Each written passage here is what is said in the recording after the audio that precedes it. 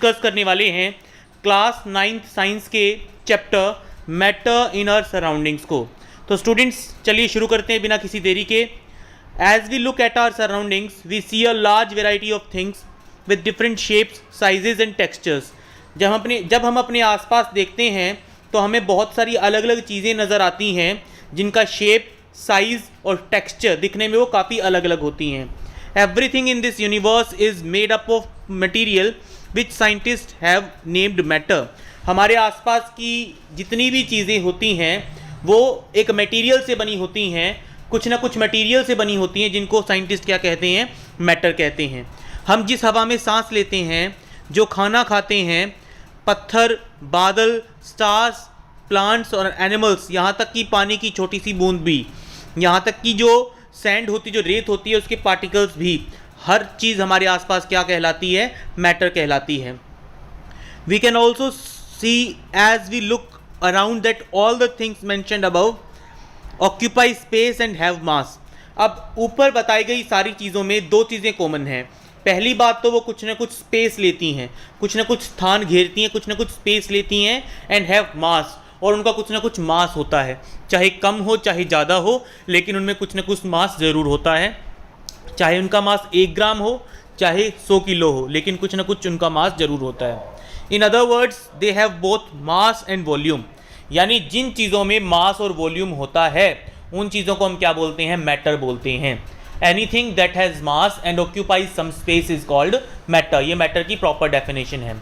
जैसे मैं कहूँ ऑनेस्टी यानी ईमानदारी। अब ईमानदारी एक ऐसी चीज़ है जिसको फील किया जा सकता है। इसको हम ये नहीं कह सकते कि ईमानदारी में कितना मास है या कितना वॉल्यूम ऑक्यूपाई करती है।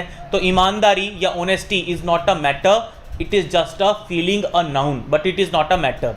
अगर मैं बात कहूँ स्टोन जो होगा, मान लीजिए मैं किसी स्टोन की बात करता हूँ तो उसमें कुछ ना कुछ प्रॉपर मास भी होगा और वो कुछ ना कुछ वॉल्यूम, कुछ ना कुछ स्पेस ले रहा होगा हमारे आसपास, तो उस चीज़ को हम क्या कहेंगे, मैटर कहेंगे।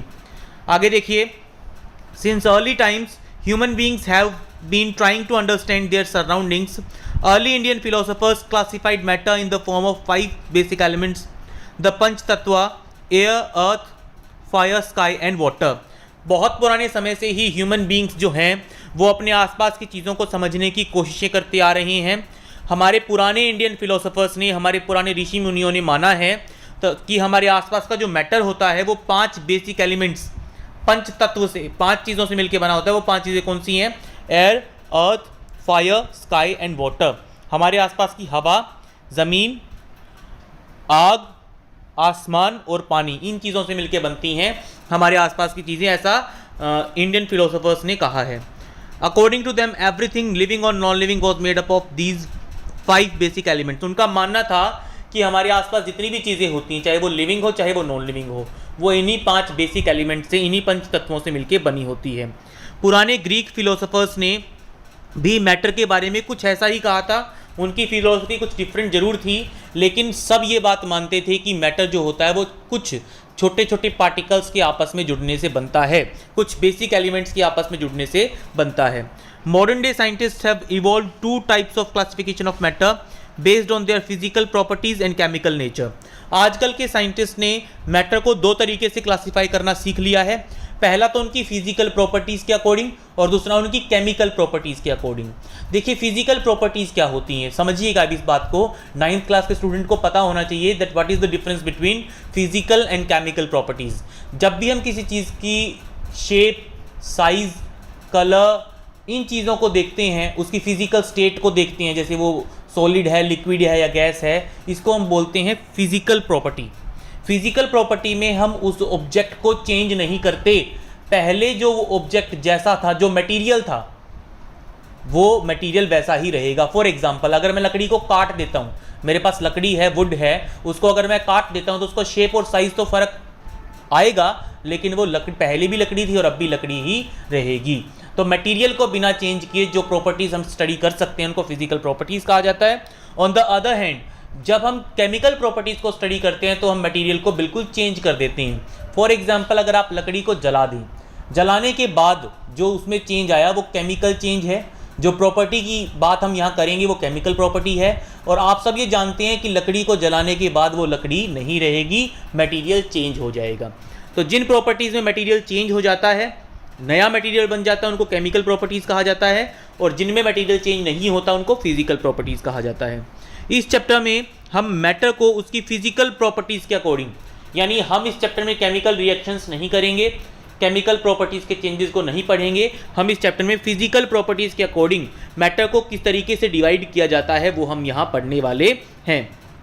जो केमिकल एस्पेक्ट्स हैं मैटर के, हम आने वाले चैप्टर्स में डिस्कस करेंगे। सबसे अब पहला आता है फिजिकल नेचर ऑफ मैटर। जो मैटर है उसका फिजिकल नेचर कैसा है। देखिए, मैटर के फिजिकल नेचर के बारे में इसने हमें कुछ बातें बताई हैं।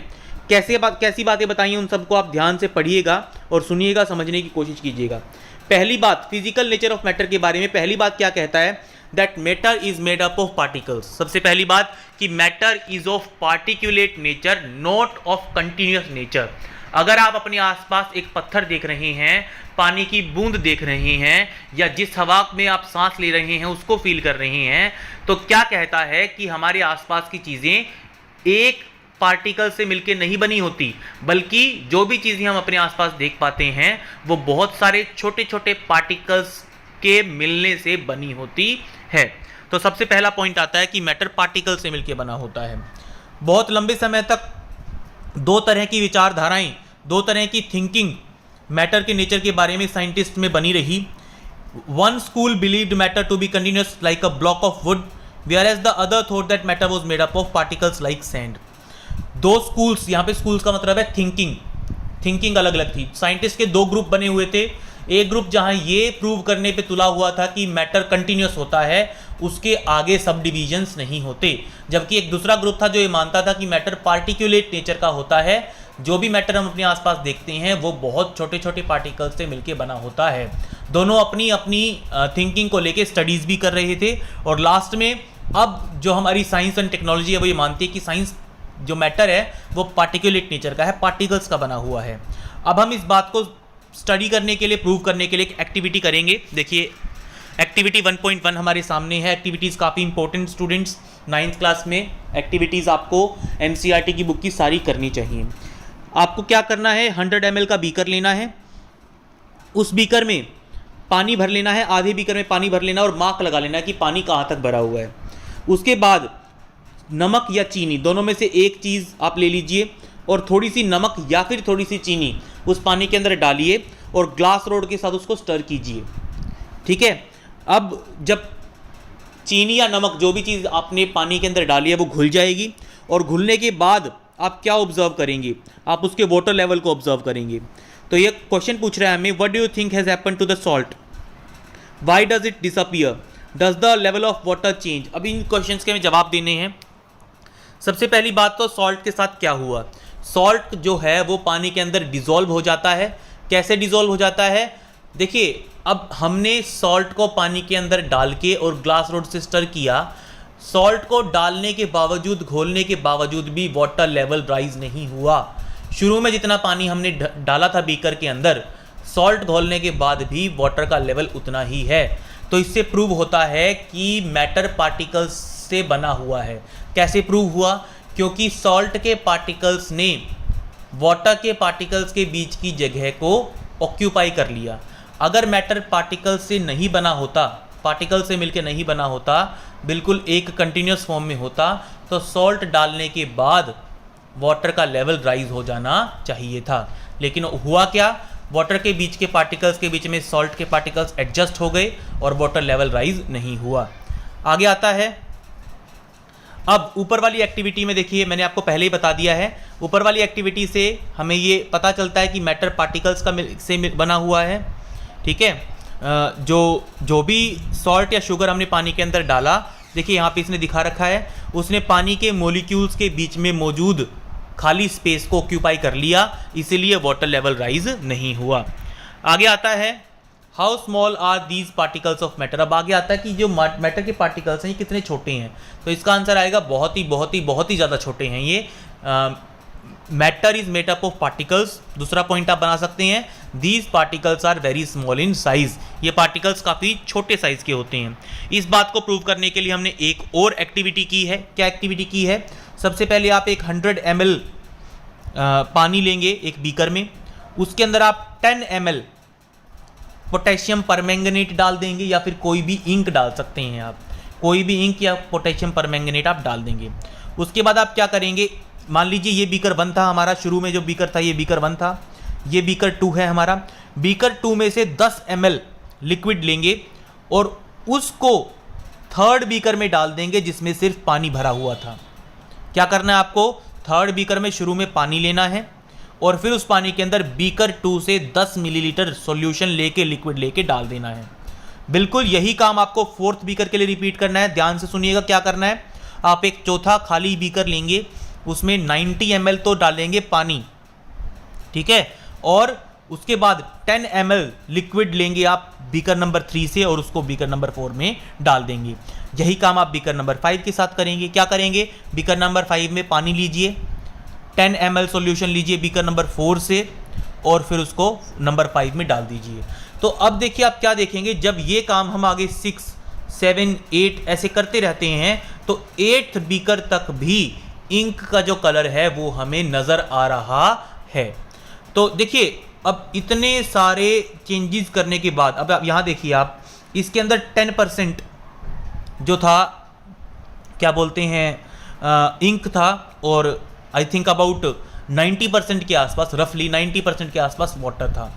इसके अंदर परसेंटेज और ज़्यादा कम हो गई, और ज़्यादा परसेंटेज इसके अंदर काफ़ी ज़्यादा परसेंटेज कम हो गई, 1% के आसपास। इसके अंदर 0.1% से भी नीचे, इसके अंदर 0.01% से भी नीचे, इसके अंदर 0.001% से भी नीचे। तो ऐसे परसेंटेज देखिए बहुत ज़्यादा कम हो गई इंक की, लेकिन फिर भी हमें कलर नज़र आ रहा है। हाँ, कलर फेड हो रहा है, ये बात बिल्कुल हम ऑब्जर्व करते हैं, लेकिन कलर फिर भी नज़र आ रहा है। ऐसा क्यों?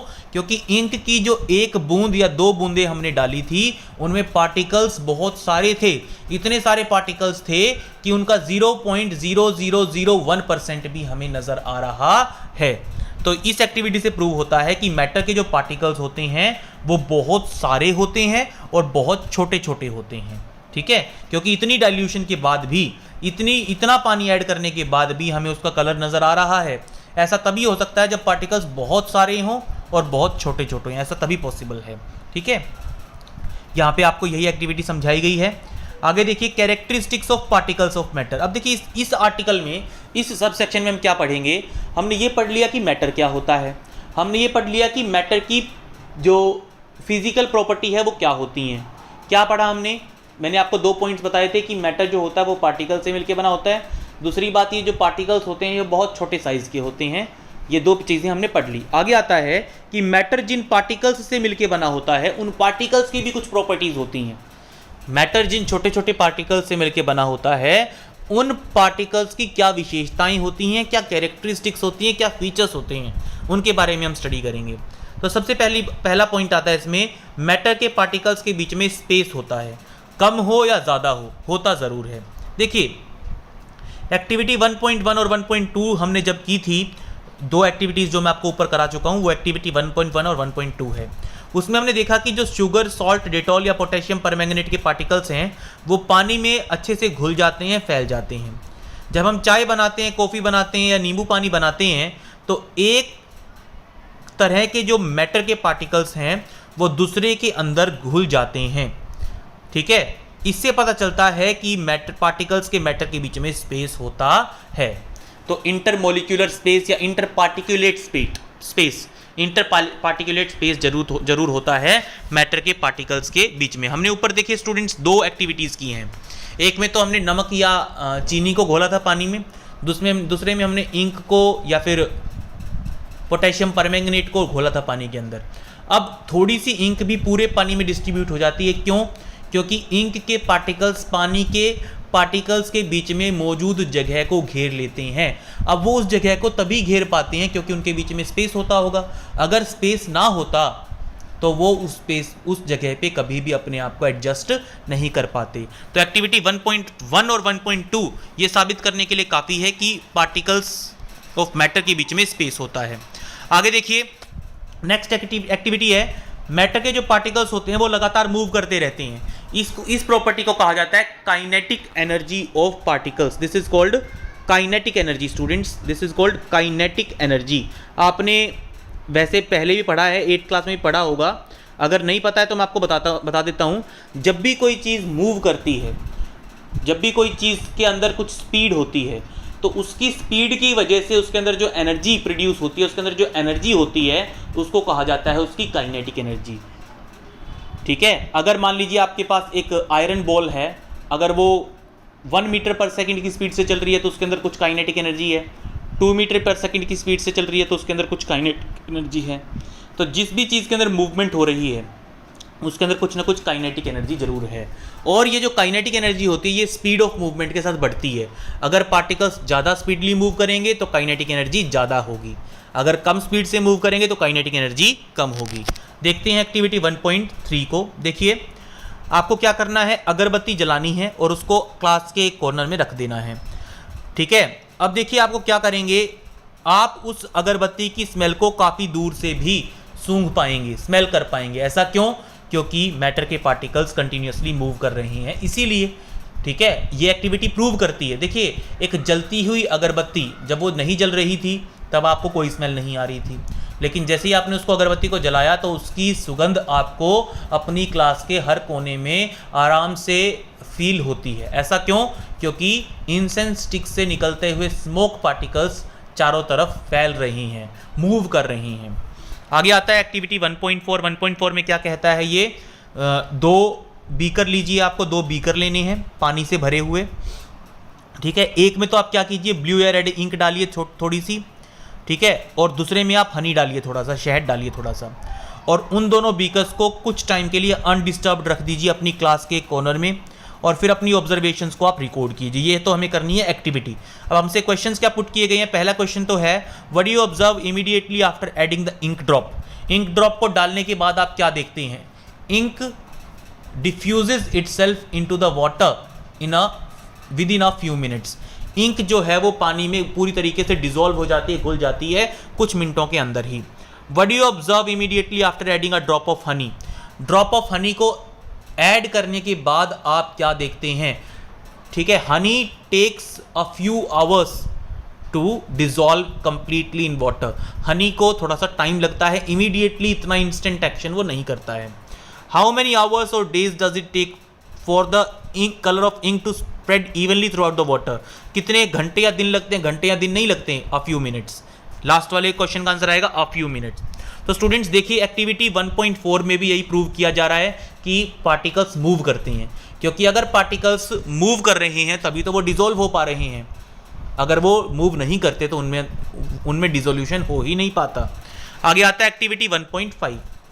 एक्टिविटी 1.5 में देखिए क्या है, कॉपर सल्फेट के क्रिस्टल को या फिर पोटेशियम परमैंगनेट के क्रिस्टल को आपको गर्म पानी में डालना है और ठंडे पानी में डालना है। यानी एक बीकर में गर्म पानी लीजिए, उसमें कॉपर सल्फेट का क्रिस्टल डालिए, दूसरे में ठंडा पानी लीजिए, उसमें कॉपर सल्फेट का क्रिस्टल डालिए, लेकिन सॉल्यूशन को स्टर मत कीजिए, उसको जैसे घोलिए मत, उसको चम्मच से या ग्लास रोड से घोलिए मत उसको। क्रिस्टल्स को उनके बॉटम पे टिका रहने दीजिए, सेटल हो जाने दीजिए। देखिए, अब फर्स्ट क्वेश्चन क्या है, what do you observe just above the solid crystal in the glass. जब आप उन क्रिस्टल्स को ग्लासेस के अंदर डाल चुके होते हैं तो आपको क्रिस्टल्स के ऊपर क्या नजर आता है, आपको इंक थ्रेड्स नजर आते हैं, ब्लू कलर के थ्रेड्स नजर आते हैं जब आप कॉपर सल्फेट के क्रिस्टल्स को डालते हैं। आपको ऐसा लगता है कि क्रिस्टल्स के अंदर धागे से निकल रहे हैं और वो पानी के अंदर घुल रहे हैं। What happens as the time passes. जैसे जैसे समय बीतता है तो क्या होता है, तो जो हॉट वाटर वाला बीकर है उसमें डिसोल्यूशन होता है ज़्यादा जल्दी, और जो कोल्ड वाटर वाला बीकर है उसमें डिसोल्यूशन होता है कॉपर सल्फेट का थोड़ा सा टाइम के साथ, थोड़ा सा स्लोली होता है। What does this suggest about the particles of solid and liquid. Solid और लिक्विड के पार्टिकल्स के बारे में इस एक्टिविटी से क्या पता चलता है। इस एक्टिविटी से पता चलता है कि जो सॉलिड के पार्टिकल्स हैं वो लिक्विड के मुकाबले ज़्यादा कम मूवमेंट करते हैं। यानी सॉलिड के पार्टिकल्स कम मूव करते हैं लिक्विड के पार्टिकल्स के मुकाबले, क्योंकि अगर आप इंक को डालते हैं पानी के अंदर तो वो बहुत जल्दी घुल जाती है, जबकि अगर आपने सॉलिड कॉपर सल्फेट को डाला तो वो घुलने में टाइम लेता है। आगे आता है, does the rate of mixing change with temperature. Yes, rate of mixing changes with temperature. ठीक है, if the temperature is higher rate of mixing will also be high. अब स्टूडेंट्स, मिक्सिंग को हम यहाँ पे साइंस में एक और जो है वर्ड से बुलाते हैं, दैट इज डिफ्यूजन। साइंस में हम मिक्सिंग को यहाँ पे डिफ्यूजन बोलते हैं। डिफ्यूजन का मतलब होता है इंटरमिक्सिंग ऑफ पार्टिकल्स, एक मैटर के पार्टिकल्स का दूसरे में घुलना, दूसरे में मिल जाना, इस प्रोसेस को कहा जाता है डिफ्यूजन, ठीक है, और मिक्सिंग या फिर डिफ्यूजन कह सकते हैं हम उसको। आगे आता है, अब इन एक्टिविटी से क्या प्रूव हुआ ये मैं आपको पहले से ही क्लियर कर चुका हूं। आगे आता है डिफ्यूजन के बारे में, इसने बताया है कि पार्टिकल जब इंटरमिक्सिंग होती है पार्टिकल्स की, ठीक है, तो उसको क्या कहा जाता है, डिफ्यूजन कहा जाता है। और डिफ्यूजन जो होती है वो टेम्परेचर के साथ बढ़ती है, टेम्परेचर जितना ज़्यादा होगा पार्टिकल्स की डिसोल्यूशन उतनी ही फास्टर होगी, पार्टिकल्स की डिफ्यूजन, पार्टिकल्स की मिक्सिंग उतनी ही जल्दी जल्दी होगी। आगे आता है थर्ड जो कैरेक्टर है वो है, कैरेक्टरिस्टिक है वो है, particles of matter attract each other. Matter के जो पार्टिकल्स हैं वो एक दूसरे को अट्रैक्ट करते हैं, थर्ड ऑब्जर्वेशन है हमारी। तो एक्टिविटी 1.6 में क्या करना है देखिए मैं आपको बताता हूँ। आपको 3 ग्रुप्स बनाने हैं अपनी क्लास के, ठीक है, 4 ग्रुप्स बनाने हैं सॉरी। पहले ग्रुप को तो आपको इस तरीके से खड़ा करना है, ठीक है, और दूसरे ग्रुप के जो बच्चे होंगे वो क्या करेंगे, दूसरे ग्रुप के बच्चे क्या करेंगे, एक दूसरे का हाथ पकड़ लेंगे, सिर्फ हाथ पकड़ लेंगे। पहले ग्रुप के बच्चे ये वाली फॉर्मेशन बनाएंगे, दूसरे ग्रुप के बच्चे एक दूसरे का हाथ पकड़ लेंगे टाइटली थोड़ा सा, और जो तीसरे ग्रुप के बच्चे हैं वो सिर्फ एक दूसरे की फिंगर्स को टच करके खड़े हो जाएंगे, एक सर्कल बना के फिंगर्स को टच करके खड़े हो जाएंगे। और जो फोर्थ ग्रुप के बच्चे हैं उनका क्या काम है, उनको दौड़ना है फ्रीली इधर उधर ग्राउंड में, और कोशिश करनी है कि ग्रुप नंबर 1 के सर्कल को तोड़ने की, ग्रुप नंबर 2 के सर्कल को तोड़ने की, ग्रुप नंबर 3 के सर्कल को तोड़ने की। अब कोई बच्चा भी इस बात को बता सकता है कि ग्रुप नंबर 1 का सर्कल आसानी से नहीं टूटेगा, ग्रुप नंबर 2 का सर्कल टूटेगा तो, लेकिन उसमें मेहनत ज़्यादा लगेगी, जबकि ग्रुप नंबर 3 के सर्कल को तोड़ना काफ़ी आसान है। हल्का सा फोर्स लगाया, क्योंकि ग्रुप नंबर 3 ने एक दूसरे को सिर्फ टच कर रखा है, तो हल्का सा फोर्स लगाया, उनके हाथ छूट जाएंगे और सर्कल जो है वो टूट जाएगा, पार्टिकल्स दूर दूर बिखर जाएंगे। तो देखिए आगे ये क्या कहना चाह रहा है। आगे आता है एक्टिविटी 1.7। देखिए 1.7 में क्या कहता है, 1.6 में ये आपको अलग अलग तरह के कॉम्बिनेशंस के बारे में बताता है। मतलब मैटर के पार्टिकल्स एक दूसरे को अट्रैक्ट तो करते हैं, एक दूसरे को बांध के रखने की कोशिश तो करते हैं, लेकिन उनकी अट्रैक्शन की कैपेबिलिटीज़ अलग अलग होती हैं, ठीक है। जैसे हम सॉलिड की बात करें, हमारे आसपास कुछ सॉलिड चीज़ जैसे लोहा है, लकड़ी है, ठीक है, इनकी जो अट्रैक्शन होती है वो काफ़ी स्ट्रॉन्ग होती है, इसलिए उसको दूर दूर करना काफ़ी मुश्किल हो जाता है। जबकि जो लिक्विड्स होते हैं जैसे दूध है, पानी है, उनके पार्टिकल्स के बीच में अट्रैक्शन कम होती है सॉलिड्स के मुकाबले, होती तो है लेकिन कम होती है, इसलिए उनके पार्टिकल्स को दूर दूर करना थोड़ा सा सॉलिड्स के मुकाबले आसान होता है। तीसरी बात करते हैं गैस की। हमारे आसपास जो गैसेस होती हैं, गैसेस की बात करें तो उनके अंदर पार्टिकल अट्रैक्शन काफ़ी कम होती है, बहुत आसानी से उनके पार्टिकल्स को दूर दूर किया जा सकता है। आगे आता है एक्टिविटी 1.7। 1.7 में क्या कहता है, आपको एक आयरन नेल लेनी है, चौक लेना है और रबर बैंड लेना है, और उनको हैमर करके, कट करके या स्ट्रेच करके तोड़ने की कोशिश करनी है। तो इन तीनों पार्टिकल्स में से किसके फोर्स ऑफ अट्रैक्शन ज़्यादा हैं? जाहिर सी बात है आयरन नेल के ज़्यादा हैं, चौक के मॉडरेट हैं, और चौक के सबसे कम हैं और रबर बैंड के मॉडरेट हैं फोर्सेज ऑफ अट्रैक्शन।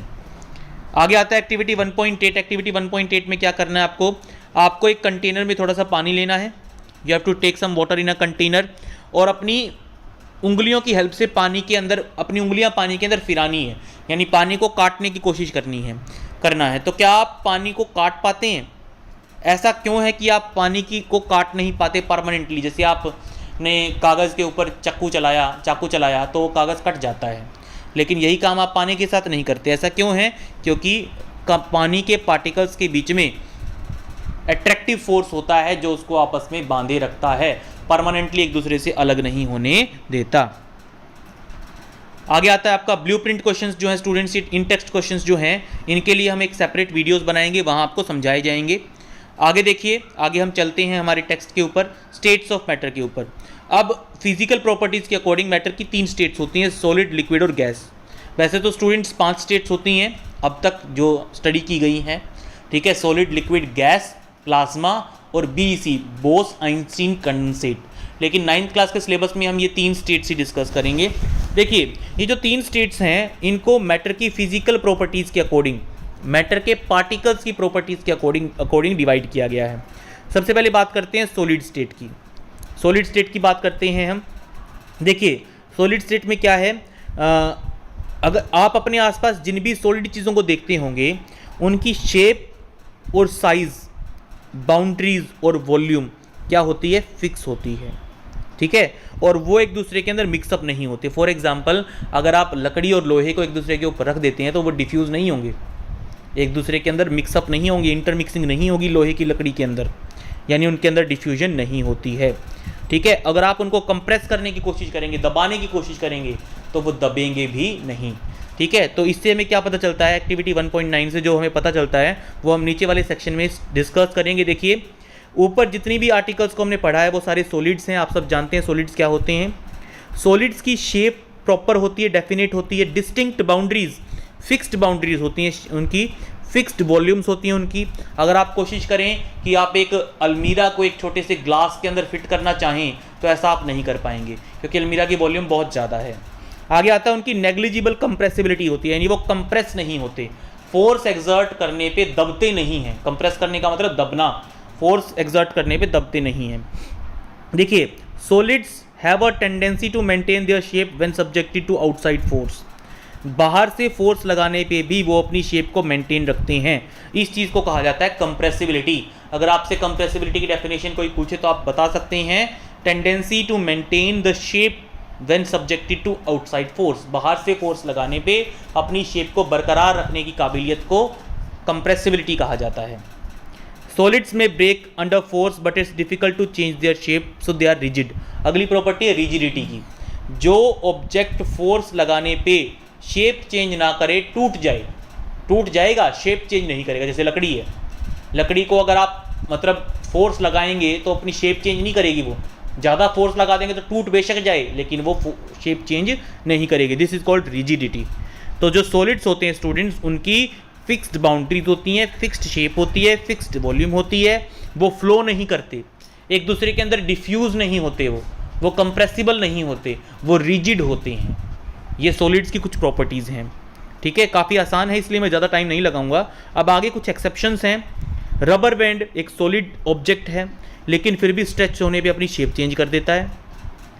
शुगर और सोल्ट की बात करें, जब उनको, अब शुगर है मान लीजिए, चीनी है या नमक है, आप जिस जार के अंदर उसको डालेंगे उसी की शेप ले लेंगे, तो क्या वो सॉलिड नहीं है।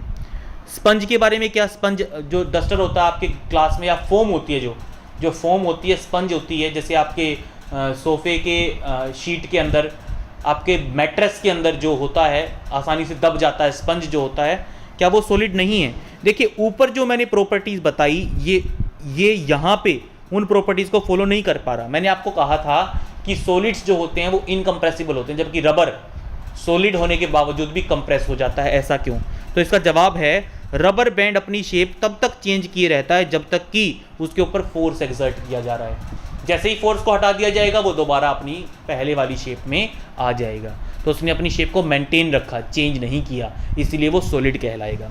दूसरा है शुगर और सोल्ट की बात करें, शुगर और सोल्ट को जिस जार में डाला जाए उसी की शेप ले लेती है, लेकिन शुगर और सोल्ट का जो एक इंडिविजुअल पार्टिकल है उसकी शेप चेंज नहीं होती, उसकी शेप वही रहती है। आगे आता है स्पंज के बारे में क्या, तो स्पंज की हम बात करते हैं। स्पंज कंप्रेस इसलिए होता है क्योंकि स्पंज के बीच में एयर स्पेसेस होते हैं, हवा होती है स्पंज के बीच में, ठीक है, खाली हवा होती है, खाली स्पेसेस में हवा भरी होती है, इसीलिए जो स्पंज होता है वो दब जाता है, लेकिन है ये सारी चीज़ें सॉलिड ही। आगे आता है माइन्यूट होल्स। होल से देखिए, बताइए, देखिए यहाँ पे लिख रखा है माइन्यूट, यानी बहुत छोटे छोटे होल्स होते हैं, उनके बीच में हवा फंसी होती है, जैसे हम दबाते हैं तो हवा बाहर निकलने की वजह से वो कंप्रेस होता है, वरना स्पंज कंप्रेस नहीं होगा। आगे आता है लिक्विड स्टेट के बारे में। लिक्विड स्टेट के बारे में क्या कहता है, आप कुछ लिक्विड्स लीजिए, जैसे दूध हो गया, पानी हो गया, ठीक है, नींबू पानी हो गया, जूस हो गया, कोल्ड ड्रिंक हो गया, ठीक है। तो पहले तो आप इनको फर्श के ऊपर उड़ेल दीजिए, डाल दीजिए, तो फर्श के ऊपर फ्लो करेंगे ये, ठीक है। और फिर आप इनको अलग अलग कंटेनर्स में डालिए, अलग अलग कंटेनर्स में डालिए, ग्लास में डाल के देखिए, लोटे में डाल के देखिए, तो क्या होगा, जिस चीज़ के अंदर आप इनको डालेंगे ये उसी की शेप ले लेंगे। आगे आता है, अब इसने कुछ क्वेश्चंस पूछे, बहुत इजी क्वेश्चंस है स्टूडेंट्स, जब हम टेक्स्ट को पढ़ेंगे तो इनके आंसर्स आपको अपने आप आ जाएंगे। देखिए लिक्विड्स की शेप फिक्स नहीं होती सॉलिड्स की तरह, इनकी शेप फिक्स नहीं होती, जिस कंटेनर के अंदर डालोगे उसी कंटेनर की शेप में आ जाएंगी, लेकिन इनकी वॉल्यूम फिक्स होती है। अगर आप कोशिश करें कि आप एक कैंपर पानी को, कैंपर का मतलब अगर आप 2 लीटर पानी को एक छोटे गिलास में डालने की कोशिश करें तो आप नहीं डाल पाएंगे। क्यों? क्योंकि लिक्विड्स की वॉल्यूम फिक्स होती है। अगर आपके पास 2 लीटर पानी है, मान लीजिए आपके पास एक लोटा है जिसकी कैपेसिटी 1 लीटर है, अगर आप उसको एक गिलास के अंदर डालना चाहते हैं लोटे के पानी को, तो आप उस गिलास के अंदर तभी डाल पाएंगे अगर गिलास भी इतना बड़ा होगा कि वो 1 लीटर का पानी अपने अंदर जो है अपनी इतने साइज़ का हो कि उसके अंदर 1 लीटर पानी आ सके। तो कहने का मतलब क्या है, लिक्विड्स की वॉल्यूम तो फिक्स होती है लेकिन उनकी बाउंड्रीज और शेप फिक्स नहीं होती। लिक्विड्स जो होते हैं वो फ्लूइड्स होते हैं। फ्लूइड्स का मतलब वो फ्लो करते हैं, वो फ्लो कर सकते हैं आसानी से। ठीक है। लिक्विड्स जो होते हैं वो डिफ्यूज़ करते हैं एक दूसरे के अंदर। जैसे आप दूध डाल दीजिए पानी के अंदर, फिर एक दूसरे के अंदर मिल जाएगा, दूध और पानी मिक्स हो जाएंगे। तो ज़्यादातर जो लिक्विड्स होते हैं वो एक दूसरे के अंदर डिफ्यूजिबल होते हैं, आसानी से डिफ्यूज़ हो जाते हैं। ठीक है। आगे आता है गैसेस जो होती हैं वो भी आसानी से लिक्विड्स के अंदर डिसॉल्व हो सकती हैं। जैसे ऑक्सीजन और जो कार्बन डाइऑक्साइड हैं वो पानी के अंदर घुली होती हैं, इसलिए पानी के अंदर प्लांट्स और एनिमल्स रह पाते हैं। पानी के अंदर रहने वाली मछलियाँ उस ऑक्सीजन का इस्तेमाल करते हैं जो पानी में घुली होती है। पानी के अंदर उगने वाले प्लांट्स उस कार्बन डाइऑक्साइड का यूज़ करते हैं फोटोसिंथेसिस के लिए जो पानी के अंदर घुली होती है। तो एक्वाटिक प्लांट्स और एनिमल्स पानी के अंदर सर्वाइव कर पाते हैं क्योंकि पानी के अंदर हवाएं भी, गैसेस भी घुल सकती हैं। आगे आता है आपका, जितने भी लिविंग क्रीचर्स होते हैं उनको सांस लेने की ज़रूरत पड़ती है। एक्वाटिक एनिमल्स को भी सांस लेने की ज़रूरत पड़ती है पानी के अंदर। और वो सांस क्यों ले पाते हैं? क्योंकि पानी के अंदर ऑक्सीजन डिसॉल्व होती है। इसका मतलब सॉलिड, लिक्विड और गैसेस तीनों ही चीज़ें लिक्विड्स के अंदर डिसॉल्व कर सकती हैं। जैसे शुगर है, शुगर एक सॉलिड है, उसको आसानी से घोला जा सकता है पानी के अंदर। लिक्विड को लिक्विड के अंदर डिसॉल्व किया जा सकता है, गैसेस को भी लिक्विड्स के अंदर डिसॉल्व किया जा सकता है। हर बार नहीं किया जा सकता। जैसे मान लीजिए अगर आप लोहे को डाल दें पानी के अंदर तो वो डिसॉल्व नहीं होगा। ठीक है। अगर आप तेल को डाल दें पानी के अंदर तो वो भी डिसॉल्व नहीं होगा। ठीक है। इसी तरीके से हर गैस भी पानी के अंदर डिसॉल्व, लिक्विड के अंदर डिसॉल्व नहीं होती, लेकिन कुछ को किया जा सकता है। Some solids can be dissolved in liquids, some liquids can be dissolved in liquids, some gases can be dissolved in liquids. यानी तीनों चीज़ों को लिक्विड्स के अंदर डिसॉल्व किया जा सकता है। ये लिक्विड्स की एक स्पेशल कैटेगरी है। सॉलिड्स या गैसेस के अंदर ये एबिलिटी नहीं होती। Rate of diffusion of liquids, liquids का जो रेट ऑफ डिफ्यूजन होता है स्टूडेंट्स, वो सॉलिड्स से ज़्यादा अच्छा होता है। सॉलिड्स तो डिफ्यूज़ करते ही नहीं है, ना के बराबर डिफ्यूज़ करते हैं, बहुत ही ना के बराबर डिफ्यूज़ करते हैं। अब आगे आता है कि लिक्विड्स के अंदर जो डिफ्यूजन की कैपेबिलिटी होती है वो सॉलिड्स से ज़्यादा क्यों होती है? क्योंकि लिक्विड के पार्टिकल्स की मूवमेंट ज़्यादा होती है। लिक्विड के पार्टिकल्स ज़्यादा आसानी से मूव कर पाते हैं सॉलिड के मुकाबले।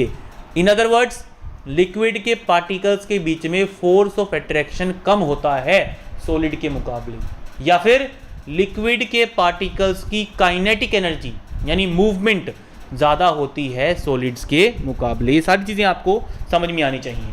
देखिए, अब आप समझिए इस बात को, अगर मैं दो चीज़ों को एक दूसरे के अंदर मिक्स करने की कोशिश कर रहा हूँ तो वो कब आसानी से मिक्स होंगी? जब दोनों के पार्टिकल्स की मूवमेंट फास्ट होगी। अब हमने यहाँ पे पढ़ा कि सॉलिड के पार्टिकल्स की मूवमेंट होती तो है लेकिन काफ़ी कम, लिक्विड के पार्टिकल्स की मूवमेंट ज़्यादा होती है, इसीलिए लिक्विड्स आसानी से डिफ्यूज़ कर पाते हैं। Rate of diffusion depends on the kinetic energy of particles. Liquid के पार्टिकल्स की काइनेटिक एनर्जी क्योंकि सॉलिड से ज़्यादा होती है, इसीलिए लिक्विड्स आसानी से डिफ्यूज़ कर सकते हैं, ज़्यादा जल्दी डिफ्यूज़ कर सकते हैं सॉलिड्स के मुकाबले। आगे आता है थर्ड आपका the gaseous state. Gaseous state के बारे में पढ़ेंगे हम यहाँ पे। देखिए, जो बलून सेलर होता है वो बहुत सारे बलून को एक ही सिलेंडर से फुला देता है। बहुत सारे बलून्स को एक ही सिलेंडर, देखिए उसकी साइकिल के पीछे एक टैंक रखा होता है, एक सिलेंडर रखा होता है, और वो बच्चों को बहुत सारे गुब्बारे उसमें से फुला फुला के दे देता है। अब आप खुद सोचिए, उस छोटे से सिलेंडर के अंदर इतनी सारी गैस कहाँ से आई होगी? ठीक है। तो इस बात को समझने के लिए इसने एक एक्टिविटी हमें करने को कहा है। इसने क्या कहा है, 3 सिरिंज लीजिए इस तरह के, देखिए दिखा रखा है, ये जो सिरिंज इसने दिखा रखा है इस तरह के 3 सिरिंज लीजिए। ठीक है। और यहाँ नीचे से तीनों सिरिंजेस को रबर कोक से बंद कर दीजिए, यहाँ से कोई भी सामान बाहर निकलने ना पाए। अब आपको क्या करना है, एक सिरिंज के अंदर तो आपको कुछ भी सॉलिड डालना है, दूसरे के अंदर आपको कुछ भी लिक्विड डालना है, और तीसरे के अंदर आप कुछ भी गैसियस सब्सटेंस डालना है। ठीक है, समझ में आ रही है बात आपको? तो तीनों की प्रॉपर्टीज़ को डिस्कस करेंगे हम। ठीक है। पहले वाले के तो अंदर तो हम कुछ नहीं डालेंगे, इसका मतलब उसके अंदर हवा डली हुई है पहले से। दूसरे के अंदर हम पानी डाल देंगे, तीसरे के अंदर हम चॉक पाउडर डाल देंगे। तो जब आप उस ऊपर वाले पिस्टन को दबाने की कोशिश करेंगे स्टूडेंट्स, ये जो पिस्टन है इसका ऊपर वाला, ये वाला जो पिस्टन, इसको दबाने की कोशिश करेंगे तो पहले केस में, सॉलिड्स के केस में पिस्टन दबेगा ही नहीं आपसे। लिक्विड्स के केस में पिस्टन दबेगा तो, लेकिन बहुत मामूली सा, बहुत ही कम। गैसेस के केस में आप इसको बड़ी आसानी से काफ़ी नीचे तक दबा पाएंगे। इसका मतलब क्या हुआ? इसका मतलब हुआ गैसेस के पार्टिकल्स के अंदर स्पेसिस बहुत ज़्यादा होते हैं। गैसेस के पार्टिकल्स बहुत दूर दूर तक फैले होते हैं स्टूडेंट्स। इससे हमें ये पता चलता है। कैसे पता चला? देखिए मैं बताता हूँ आपको। जो गैस इतने सारे वॉल्यूम में फैली हुई थी, उसको हमने इतने से वॉल्यूम के अंदर फिट कर दिया है। देखिए, जो गैस इतने सारे वॉल्यूम के अंदर फैली हुई थी, उसको हमने इतने से वॉल्यूम के अंदर फिट कर दिया। कैसे? क्योंकि उसके अंदर पार्टिकल्स का स्पेस, पार्टिकल्स के बीच में स्पेस बहुत ज़्यादा था। जैसे ही हमने पिस्टन को नीचे की तरफ दबाया, वो स्पेस कम हो गया और गैसेस के पार्टिकल्स पास पास आ गए। तो इससे प्रूव होता है कि गैसेस के पार्टिकल्स के अंदर स्पेस बहुत ज़्यादा होता है। गैसेस के पार्टिकल्स के अंदर अट्रैक्शन ना के बराबर होता है, बहुत कम होता है। अब एक कंपैरिजन करते हैं गैसेस का। देखिए, अब गैसेस के पार्टिकल्स जो होते हैं, क्योंकि उनके अंदर अट्रैक्शन काफ़ी कम होता है, एक दूसरे को काफ़ी कम फोर्स से अट्रैक्शन करते हैं, इसलिए वो आसानी से मूव कर पाते हैं। तो मूवमेंट की बात करें तो गैसेस की मूवमेंट भी ज़्यादा होती है, इंटरमोलिकुलर स्पेस भी ज़्यादा होता है, और इंटरमोलिकुलर फोर्स ऑफ अट्रैक्शन सबसे कम होती है। पार्टिकल्स के बीच में खिंचाव जो होता है, एक दूसरे को अट्रैक्ट करने की जो कैपेबिलिटी होती है, वो सबसे कम होती है गैसेस के अंदर। आगे बात करते हैं डिफ्यूजन की कैपेबिलिटी। मैंने आपको पिछले सेक्शन में बताया कि जहां पार्टिकल्स की मूवमेंट, जहां पार्टिकल्स की काइनेटिक एनर्जी ज़्यादा होगी, वहां पे डिफ्यूजन भी जल्दी होगी। तो गैसेस के अंदर क्योंकि काइनेटिक एनर्जी ज़्यादा है, पार्टिकल्स फ्रीली मूव कर पा रहे हैं, इसलिए गैसेस सबसे ज़्यादा फास्टली डिफ्यूज़ करती हैं। ठीक है, गैसेस की डिफ्यूजन बहुत फास्ट होती है क्योंकि उसके पार्टिकल्स फ्रीली मूव कर सकते हैं एक जगह से दूसरी जगह तक। ठीक है स्टूडेंट्स, तो अब पढ़ते हैं इसने यहाँ पे हमें क्या समझाने की कोशिश की है। चलो इसके बाद में पढ़ेंगे, पहले कुछ कंपैरिजंस कर देते हैं हम तीनों स्टेट्स की। देखिए, पहले बात करते हैं शेप की। तो शेप की जब हम बात करते हैं तो सॉलिड्स की जो शेप होती है वो फिक्स होती है, लिक्विड्स की फिक्स नहीं होती है। ठीक है, और गैसेस की फिक्स नहीं होती है। वॉल्यूम की बात करें, सॉलिड और लिक्विड की जो वॉल्यूम होती है वो फिक्स होती है, गैसेस की फिक्स नहीं होती है। क्योंकि देखिए कैसे फिक्स नहीं होती है, अगर आपने अभी यहाँ पिस्टन को दबाया, जो गैस पहले इतने एरिया में फैली हुई थी, आपने उसको इतने से एरिया में समेट दिया, इसका मतलब उसकी वॉल्यूम फिक्स नहीं है। ठीक है, बात करते हैं बाउंड्रीज की। सॉलिड की जो बाउंड्रीज होती हैं वो डिस्टिंक्ट होती हैं, फिक्स्ड होती हैं। लिक्विड की बाउंड्रीज फिक्स नहीं होती, गैसेस की बाउंड्रीज भी फिक्स नहीं होती। बात करते हैं इंटर पार्टिकुलेट स्पेस के, पार्टिकल्स के बीच की स्पेस की। तो आप यहाँ देख पा रहे हैं, सॉलिड्स में पार्टिकल्स के बीच का स्पेस सबसे थोड़ा होता है, लिक्विड्स में थोड़ा ज़्यादा होता है, गैसेस में सबसे ज़्यादा होता है। आगे आता है inter particulate force of attraction, particles के बीच में फोर्सेस ऑफ अट्रैक्शन, सॉलिड्स में सबसे ज़्यादा, लिक्विड्स में मॉडरेट और गैसेस में सबसे कम। आगे बात करते हैं पार्टिकल्स की मूवमेंट या फिर पार्टिकल्स की काइनेटिक एनर्जी। सॉलिड्स में सबसे कम, लिक्विड में उससे ज़्यादा और गैसेस में सबसे ज़्यादा। Inter particulate forces of attraction, particles के बीच में फोर्सेस ऑफ अट्रैक्शन, गैसेस में सबसे ज़्यादा, लिक्विड्स में मॉडरेट और गैसेस में सबसे कम फोर्सेस ऑफ अट्रैक्शन होते हैं सब्सटेंसेस के बीच में। रेट ऑफ डिफ्यूजन, एक दूसरे के अंदर मिक्स होने की कैपेबिलिटी, सॉलिड्स में सबसे कम क्योंकि मूवमेंट थोड़ी होती है, लिक्विड्स में उससे ज़्यादा, गैसेस में सबसे ज़्यादा। Rate of diffusion depends on kinetic energy of particles. ठीक है, मैं आपको एक बात और बताता हूँ, यहाँ पे एक्स्ट्रा कॉन्सेप्ट बताता हूँ, that is Brownian movement. Brownian movement क्या होती है? ब्राउनियन मूवमेंट, गैसेज के पार्टिकल्स होते हैं वो कहीं भी मूव कर सकते हैं फ्रीली, जिगजैग पैटर्न में, इसको कहा जाता है Brownian movement. This movement is called Brownian movement. तो स्टूडेंट्स, ये था सॉलिड, लिक्विड और गैसेज के बारे में। एक बार ये सब सेक्शन और पढ़ लेते हैं छोटा सा, इसने क्या कहा है। देखिए, गैसेज जो होती हैं वो हाईली कंप्रेसिबल होती हैं, सॉलिड्स और लिक्विड्स के मुकाबले उनको काफ़ी कंप्रेस किया जा सकता है। ये हमने पिस्टन वाली, सिरिंज वाली एक्टिविटी से समझा है। लिक्विफाइड पेट्रोलियम गैस, हमारे घर में जो कुकिंग के लिए हम गैस यूज़ करते हैं, हॉस्पिटल्स में जो ऑक्सीजन के टैंक्स सप्लाई किए जाते हैं, हमारे व्हीकल्स के अंदर जो सीएनजी गैस डाली जाती है, फ्यूल की तरीके यूज़ होती है, हाई कंप्रेसिबिलिटी होने की वजह से ही बहुत सारी गैस को कंप्रेस करके छोटे से सिलेंडर में फिट किया जा सकता है, तो गैसेस काफ़ी कंप्रेसिबल होती हैं।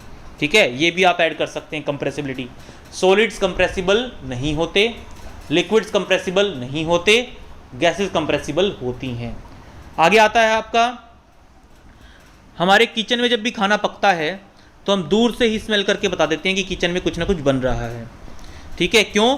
क्योंकि जो स्मेल होती है वो हमारे नाक तक पहुंच जाती है। जो अरोमा होता है फूड का, फूड के जो पार्टिकल्स होते हैं वो एयर की पार्टिकल्स के अंदर मिक्स होके किचन से घर के चारों तरफ फैल जाते हैं और आपको पता चल जाता है कि कुछ ना कुछ घर में पकाया जा रहा है। एक बात और बताता हूँ स्टूडेंट्स आपको, जो रेट ऑफ डिफ्यूजन होता है वो टेम्परेचर के ऊपर डिपेंड करता है। ध्यान से सुनिएगा मेरी बात को। अभी मैंने थोड़ी देर पहले आपको क्या कहा था कि rate of diffusion depends on kinetic energy, depends on movement of particles, और kinetic energy depends on temperature. जो चीज़ जितनी ज़्यादा गर्म होगी उसमें काइनेटिक एनर्जी उतनी ही ज़्यादा होगी, और अगर उसके अंदर काइनेटिक एनर्जी ज़्यादा होगी तो उसका रेट ऑफ डिफ्यूजन भी ज़्यादा होगा। इंटरकनेक्ट करके समझने की कोशिश कीजिए, बहुत ही ध्यान से समझिए आप इस कॉन्सेप्ट को। ज़्यादा गर्म चीज़ का मतलब ज़्यादा काइनेटिक एनर्जी, और ज़्यादा काइनेटिक एनर्जी का मतलब faster rate of diffusion.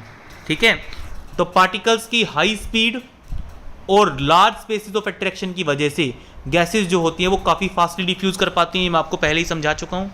Gaseous state में पार्टिकल्स रैंडमली एक जगह से दूसरी जगह पे हाई स्पीड से मूव कर पाते हैं, इसीलिए पार्टिकल्स एक दूसरे को हिट करते रहते हैं, कंटेनर की वॉल्स के ऊपर प्रेशर एक्सर्ट करते रहते हैं। अब यहाँ पे देखिए, जो गैस के पार्टिकल्स होते हैं वो कंटेनर के ऊपर फोर्स एक्सर्ट करते हैं। ये भी गैसेस की एक कैपेबिलिटी होती है, that particles of gases exert force on the container in which the gas is kept. ठीक है, आगे आता है आपका ब्लूप्रिंट क्वेश्चंस। ब्लूप्रिंट क्वेश्चंस जैसे मैं आपको पहले ही बता चुका हूँ, इन टेक्स्ट क्वेश्चंस के लिए एक सेपरेट वीडियो मैं जरूर से जरूर बनाऊंगा। तो स्टूडेंट्स, ये था आपका इस चैप्टर का पार्ट 1 वीडियो। आगे हम इस चैप्टर को कंप्लीट करेंगे पार्ट 2 में, उसका लिंक आपको वीडियो की डिस्क्रिप्शन में मिल जाएगा। और स्टूडेंट्स, अब तक अगर आपने हमारे चैनल को सब्सक्राइब नहीं किया है तो प्लीज़ चैनल को सब्सक्राइब जरूर करें, वीडियो को लाइक करें और अपने दोस्तों के साथ शेयर करें। कमेंट में बताइए कि आपको वीडियो में क्या अच्छा लगा और हमें क्या सुधार करने की ज़रूरत है। और नोटिफिकेशन बेल आइकन को दबाना ना भूलें, ताकि जैसे ही हम आपकी क्लास से जुड़ा कोई वीडियो अपलोड करें तुरंत आपको उसकी नोटिफिकेशन मिल जाए और आप उस वीडियो को देख पाएँ। तो स्टूडेंट्स, प्लीज़ पार्ट 2 भी जरूर देखिएगा इस चैप्टर को कम्प्लीटली समझने के लिए। और उसके अलावा 9th क्लास के जो दूसरे सब्जेक्ट्स हैं, साइंस है, एसएस है, मैथ्स है, इंग्लिश है, उनके वीडियोस भी चैनल पे अपलोड किए जा चुके हैं या फिर किए जा चुके होंगे फ्यूचर में। तो उनकी प्लेलिस्ट भी आप एक बार वीडियो के डिस्क्रिप्शन में ज़रूर चेक करें। साइंस के, एसएसटी के एक्सरसाइजेज भी और चैप्टर एक्सप्लेनेशंस भी, अलग अलग प्लेलिस्ट आपको वीडियो डिस्क्रिप्शन में मिलेगी। आप वहाँ पे जाके एक बार चेक जरूर करें। हो सकता है जिस चैप्टर को आप समझ ना पा रहे हो अपने क्लास में, वो चैप्टर का एक्सप्लेनेशन आपको वहाँ मिल जाए। Thank you students, keep supporting.